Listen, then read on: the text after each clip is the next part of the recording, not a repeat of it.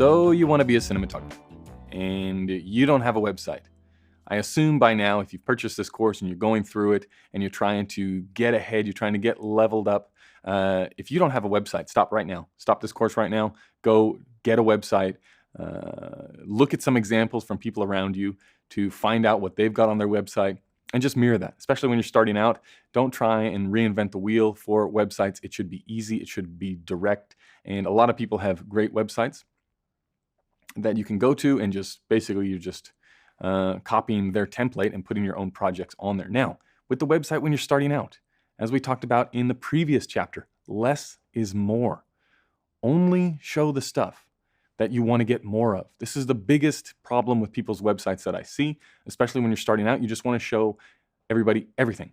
Like they'll be able to find the good stuff in that 3-minute long corporate piece. People will watch the whole thing all the way through. That's not how it works. Okay, let's be realistic. In the real world, a producer or a director, they need information. They need to know whether or not you're available. They need to know what kind of person they're dealing with. So they need to, if it's a cold relationship and they're doing background research on you, they're going to go and they're going to click on 1 or 2 spots. Maybe they're just going to look at the thumbnails of the spots, and then they're going to make a decision based off of that. They might get through 30 seconds. If you have a reel on your website, they might get through 30 seconds of that, which we're going to talk about reels and their importance in the next module. But for right now, let's focus on the website. So lead with your best stuff. Keep it as bare bones as humanly possible, because what you want to do especially with cold relationships, which is the majority of stuff early on, you want to entice them to contact you, because they know, producers, directors, everyone in the business knows that you're not putting everything on your website, right? That's just a known thing. And as you move up, it's known even more. So they're not looking to say, well, show me everything that you've ever shot before.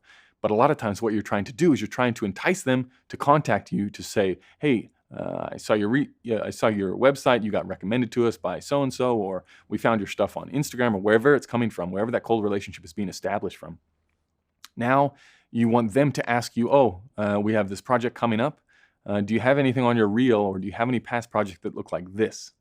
Okay, well, it doesn't matter if you don't have a project that looks like that. All we're concerned about at this stage is opening up the conversation. So your website should be a conversation starter. It shouldn't have all of the information. Right? The easiest way to do it, and what I've found the most success in, is, and there is a little bit of debate on the website thing about whether you go stills on your website or whether you show the whole project. If you're not happy with the projects, you can just put stills up, right? Your part of the job is the visual translation of a director's vision. It's not the actual project itself. So the camera movement and all those things can be conveyed in the reel, which again, we'll talk about in the next module. It can be conveyed in the reel. If you just want to show that you're working and you like some of the stills and you can do the grade yourself on them, you can put that stuff on your website, again, to try and entice them, show them the best images. Rather than having a producer sit through 3 minutes of some corporate thing, you can show them 5 images. They can scroll through it really quickly, make an assessment of where you're at, whether or not you're going to be a fit for the project, or whether or not to reach out to you, which again is the goal of this whole thing. So easiest thing to do, you put your reel on your website, bang, you put your latest projects and past projects.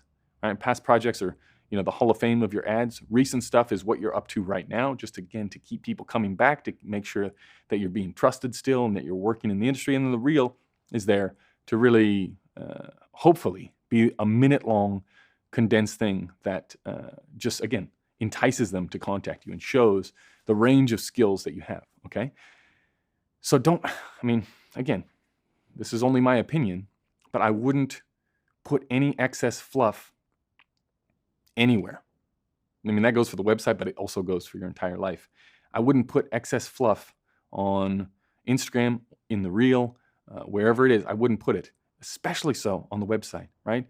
You have a very limited amount of time from the time that that producer or director lands on your site. You need to be intentional about which way you want them to go, which things you want them to click on, and make the best use of their time. That's how you're going to capture their attention. That's how you're going to spark interest, which is the whole point of a website, right? The website is a lead generator. It's not the closer. It's not going to close you a deal where all of a sudden they're just going to see your website and go, yep, that's what I thought. This is our person. Call them up and book them. It's not going to happen. So we want to generate leads off of there. So tease them a little bit. Have a few past projects, the all-star projects. Have the latest stuff that you're doing. Give them a little something of I'm still working. Hit them with the real and contact information, right? There's some debate about, do you put up awards or do you put up press? All that stuff is fluff. You look at the analytics of your website, 5 years from now, nobody clicks on those things. Nobody will go. Maybe your mom, maybe your dad, some family member might click on those things. Maybe you click on them just to make sure that the page is working. And that's about it. I think that's, I don't know. I think that there's no place for that. Same as like a blog or something. Keep that stuff. No, this is it. It's just a representation. It's a business card of what your business offers. Your business offers exceeding expectations in visual translation, right? That's your job. That's the service you can provide. This is who you've provided it to in the past. And if you feel the need, if you feel weird about, and it also works very early on in your career where you may not have the world's great best stuff, is put your projects on there. Put the ones that you like your Hall of Fame all-time projects, maybe 3 or 4 of those. But then if you want to show that you've been in the business for a long time, maybe you can then have a section below that of, past customers or past partners or past brands or companies or whatever it is. Then you can list them out by brand, just with the logos or whatever it is. But don't have 15 projects up on your website that are all, mediocre. If you're trying to level up, again, just wipe the slate clean. And with the website, keep it up to date. It's not that hard. Just get rid of the old shit, bring in the new stuff. This is, you just have to see everything from the potential employer's point of view. What are they looking for? What are their pain points? We talked about in understanding the commercial landscape. The pre-production time is the most hectic. This is when is the job going to be awarded? Is it not going to be awarded? The production manager's under stress. The producer, the director, they all are experiencing these huge time crunches and they have to get everything turned in on time. And now they got to get crew once the thing gets awarded. Just make it easy for them, right? Make it simple. Don't waste anybody's time. Get them to contact you. Just ask yourself, when you look at your website, is it easy to understand? Is it easy to navigate? Is it easy to contact you? Any other information is superfluous. Get rid of it.